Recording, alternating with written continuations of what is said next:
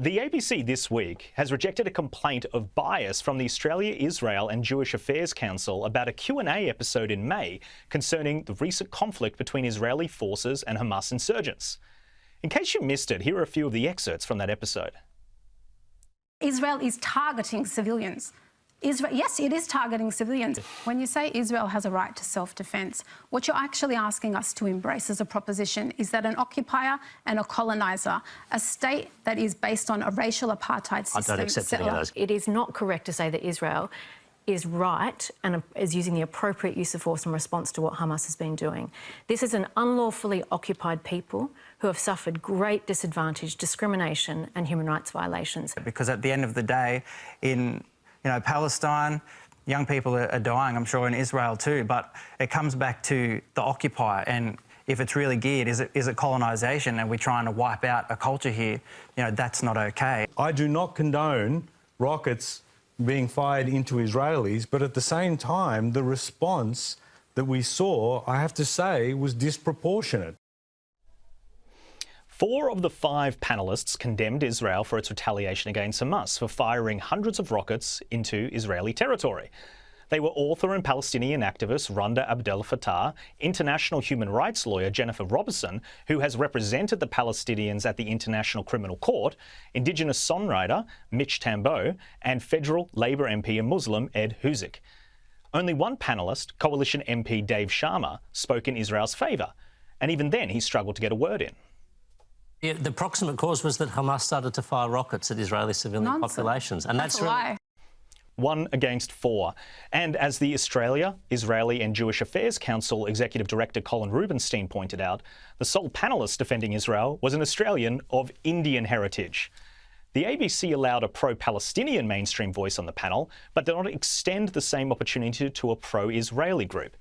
In dismissing the complaint, the ABC claimed no view was, quote, unduly favoured over any other. It also claimed it invited Israeli representatives on as members of the audience, that is, not as panellists. During the programme's screening, ABC radio presenter Patricia Karvelis tweeted Ed Huzik speaking passionately about Palestinian victims.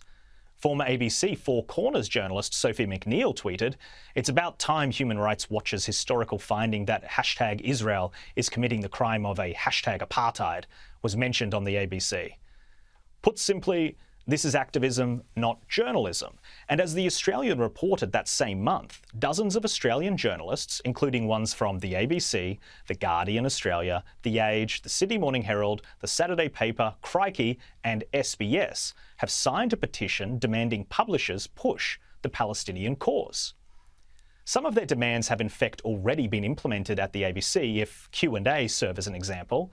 They are: consciously and deliberately make space for Palestinian perspectives, prioritising the voice of those most affected by the violence, avoid the both-siderism that equates the victims of a military occupation with its instigators, reject frameworks that rely on passive formulations and weasel words, clashes, etc., to obscure the reality of a violence disproportionately endured by Palestinians.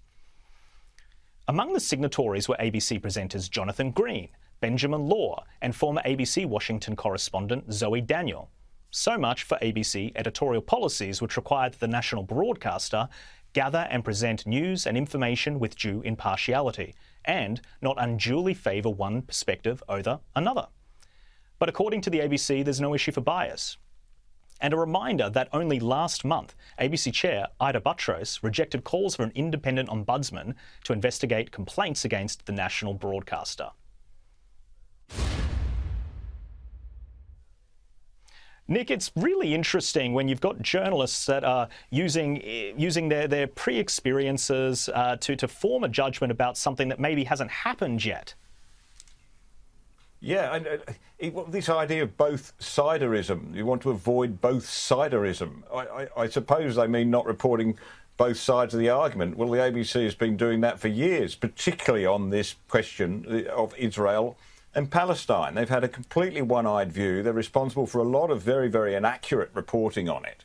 And I think that what makes it frustrating for me is that it's plain that most of the people that are stating opinions or reporting on this for the ABC haven't done their homework. They haven't done the hard yards, which you have to do as a journalist, of reading very deeply into the history of that part of the world and the history of Israel and everything that's happened since. And then you can start to make sense of it. But they just go in with this post-colonialist victimhood mentality and just lay that lens over all of it and just make a hash of it.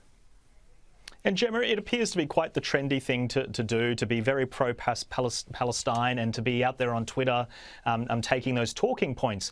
But when it's journalists and journalists that are paid by the taxpayer, should we be expecting more? Well, we should be expecting the bare minimum from anyone who calls themselves a working journalist and takes money to do that job, and that is to report every story without fear or favour. To give due fairness and accuracy to every story, to remove one's personal biases and personal prejudices around a story and report the facts. I mean, the absolute horror of the embarrassment, I would go so far, Jack, is to say you're a journalist, you're signing a petition to push a perspective on a story. That is not journalism.